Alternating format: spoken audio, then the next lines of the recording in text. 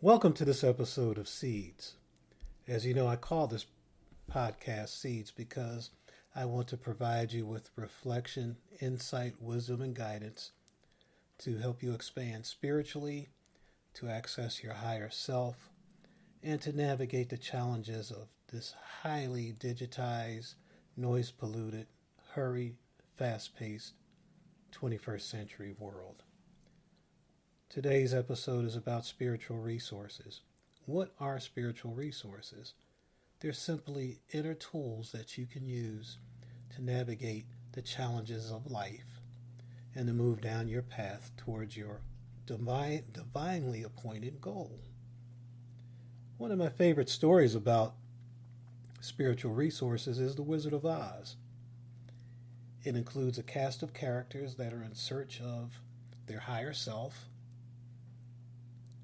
qualities that they think are absent to help them live a better life, to achieve their fullness, and a main character who has to follow her path to an objective, which is the Emerald City. And from the Emerald City, she thinks that she can get home. But on her journey, she encounters all of these challenges and things that are and obstacles that are put in her path to hold her back.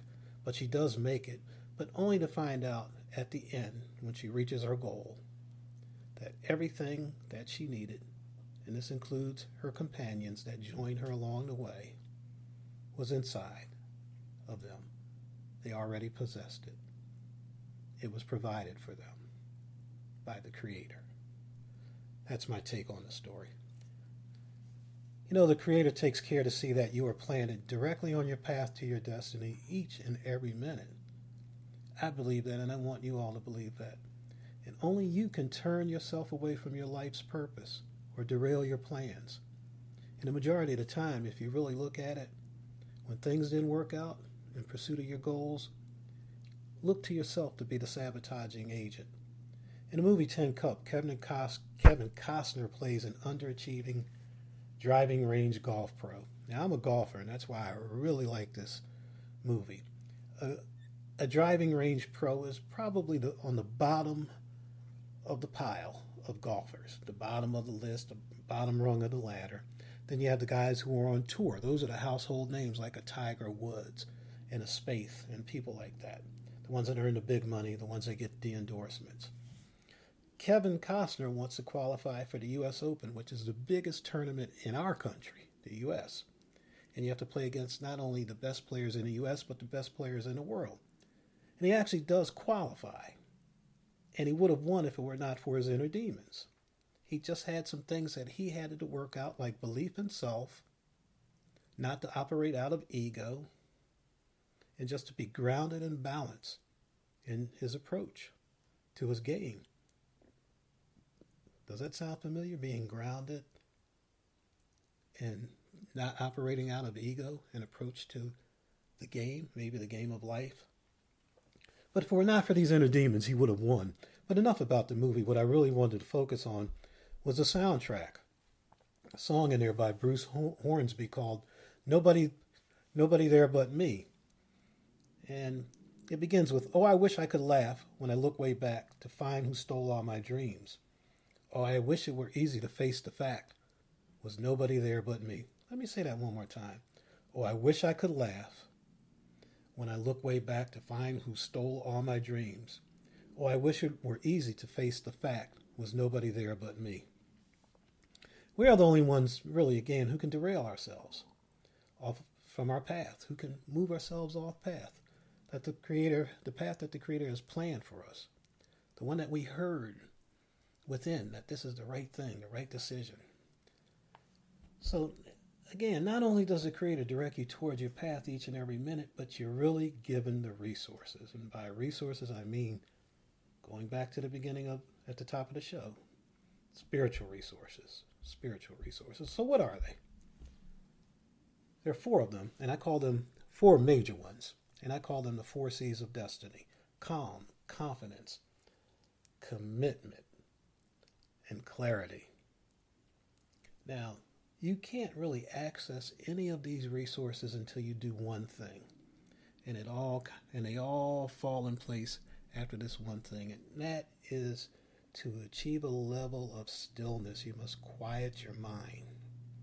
And when you quiet your mind, you can access and operate with clarity, which is the first of the 4 C's. And clarity simply means that you've discerned the right path. You're making the right decision. You muted out this challenging, noise-polluted, highly digitized, hurried 21st century world, and you heard the voice of God speak, and you heard your higher self speak, and that you're clear about what you must do. The second one is commitment. And commitment simply is an unyielding pledge to yourself to stay on your path regardless of the intermittent ups and downs and hardships you'll encounter on your path. You've already achieved clarity, and you've discerned that the divinely appointed path is the correct one for you, and you're going to follow it through. The next one is confidence. And confidence is simply means that you bought into the plan. There's a 100% buy-in, a total buy-in, and you firmly believe what you're doing is right, and you're going to stay on the course no matter what. And everything that you do, you're going to do with confidence and faith, knowing that it's going to work out. Now, the last one is calm. And what does that mean? I mean, it's kind of my favorite thing to talk about. And simply put, as a spiritual resource, it means you're not going to be phased. You're not going to fall into a state of anxiety or depression when things start to fall apart or look like they're going to fall apart or get difficult. You're not going to be blown off course by adversity. Most of the time, when plans don't work, again, it's due to lack of faith. One of my favorite stories about lack of faith is obviously from the Bible, but there are many other texts, but my really favorite one is from the Bible. It's about Christ walking upon the water and encountering his disciples out in a boat. And they became afraid, very afraid. They thought it was some type of spirit or demon or something. And upon realizing it was the Lord, it was Christ, Peter said, "Lord, if it is you, bid me to come to you on the water." And Christ said, "Come." And Peter got out of the boat and walked on water. And he walked towards Jesus. But a strong wind came up, and Peter got afraid, and he began to sink. He cried out, "Lord, save me." Jesus immediately reached out his hand and caught him. And then Jesus said, "Oh, man of little faith, why did you doubt?" And then he pulled him into the boat, and the wind ceased. It's one of my favorite stories because here you have Christ showing Peter his greatness, showing him his highest potential, his higher self, that he could do something fantastic, something that he knew that the world taught him was not possible. He could walk on water. But he lost faith anyway, and he sank beneath the waves, almost sank beneath the waves, and Christ pulled him to safety. Christ pulled him to safety. He lost faith. How many times do we lose faith? How many times do we lose faith in ourselves and the divinely appointed plan and path that we're on, only to fail and realize that we were on the right path, that we were on the right plan. We did discern the right plan.